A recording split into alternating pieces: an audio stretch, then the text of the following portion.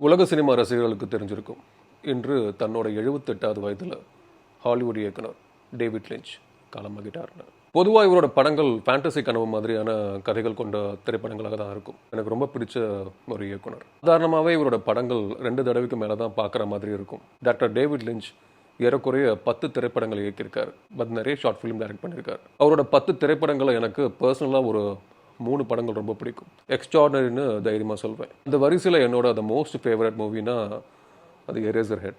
1977ஆம் ஆண்டு வெளிவந்த director David லிஞ்சோட முதல் திரைப்படம் இது. யூகிக்கவே முடியாத, கற்பனைக்கே எட்டாத ஒரு கதைன்னு சொல்லணும். இந்த படத்தை பார்க்கும்போது ஒவ்வொருத்தருக்கும் ஒவ்வொரு ஒப்பீனியன் வரும். எரேசர் ஹெட் படம் முடிக்க டைரக்டர் டேவிட் லிஞ்சுக்கு 5 வருஷங்கள் எடுத்திருக்கு. இந்த படத்துக்காக கொடுக்கப்பட்ட பட்ஜெட் 3 வருஷத்தில் முடிஞ்சு போச்சு. ஸோ படத்தை முடிக்கிறதுக்காக டெய்லி நியூஸ் பேப்பர் போடுற வேலையும் பார்த்துருக்காரு. அதில் வந்த எக்ஸ்ட்ரா வருமானத்தை வச்சு தான் படத்தை கம்ப்ளீட் பண்ணியிருக்காரு.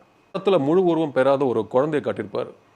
அந்த குழந்தை பிண்டத்தை எப்படி உருவாக்கினார்னு இதுவரைக்கும் டாக்டர் டேவிட் லிஞ்ச் சொல்லவே இல்லை. சிலர் அது ஆட்டுக்குட்டியின் கருவாக கூட இருக்கலாம்னு சொல்கிறாங்க. அந்த காலகட்டத்தில் கிராஃபிக்ஸ் இல்லாமல் அப்படி ஒரு உருவத்தை வடிவமைக்கிறது ரொம்ப பெரிய விஷயம். டைம் கிடைக்கும் போது இந்த படத்தை பாருங்கள், செம்ம எக்ஸ்பீரியன்ஸாக இருக்கும். அவருடைய 2வது படைப்பான தி எலிஃபென்ட் மேன் திரைப்படத்துக்கு best director and best adapted screen பிளேன்னு 2 ஆஸ்கர் விருதுகள் நாமினேட் பண்ணியிருந்தாங்க. ஒரு சுவாரஸ்யமான விஷயம் என்ன அப்படின்னா, தி எலிஃபென்ட் மேன் திரைப்படத்துக்கு மிகப்பெரிய தூணாக இருந்தது மேக்கப் தான். மேக்கப் அப்ளை பண்ண கிட்டத்தட்ட 7லேருந்து 8 மணி நேரம் ஆகுமா. இந்த படம் 1980 ரிலீஸ் ஆச்சு.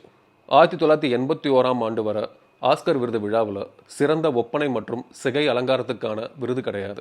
எலிஃபென்ட் மேன் படத்துக்கு பெஸ்ட் மேக்கப் அவார்ட் தரணும்னு சொல்லி அகாடமிஸ் போர்ட் ஆஃப் கவர்னர்ஸ்க்கு ப்ரொட்டஸ்ட் லெட்டர்ஸ்லாம் அனுப்பியிருக்காங்க. இருந்தும் ஒப்பனைக்குன்னு எந்த ஒரு விருதோ அங்கீகாரமோ இந்த எலிஃபென்ட் மேன் திரைப்படத்துக்கு கிடைக்கல. மறு வருஷமே, அதாவது 1982ஆம் ஆண்டு ஆஸ்கர் விருது விழாவில் பெஸ்ட் மேக்கப் அவார்டுன்ற ஒரு கேட்டகரியை புதுசாக அனௌன்ஸ் பண்ணாங்க. இன்னைக்கு ஆஸ்காரில் பெஸ்ட் மேக்கப் அவார்ட் கேட்டகரி இருக்குன்னா அதுக்கு டைரக்டர் டேவிட் லிஞ்சோட தி எலிஃபென்ட் மேன் திரைப்படம் தான் காரணம்னு சொல்லலாம்.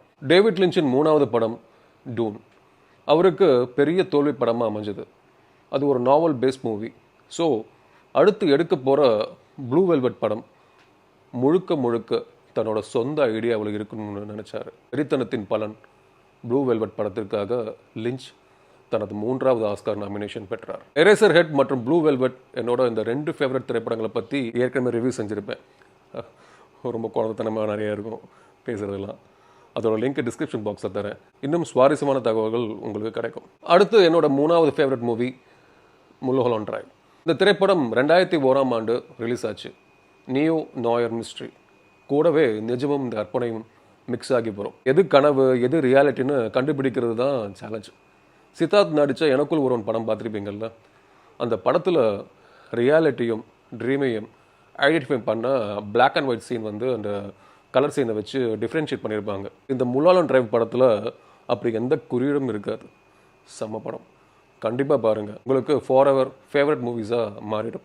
ஸோ இதை அவருக்காக ட்ரிபியூட் பண்ணணும்னு நினச்சேன்.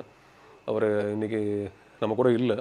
பட் அவருடைய படங்களும் அவருடைய கிளாசிக்கான அந்த எக்ஸ்பெரிமெண்ட்டும் நம்ம கூடவே என்றைக்கும் ட்ராவல் பண்ணோம். Thank you so much.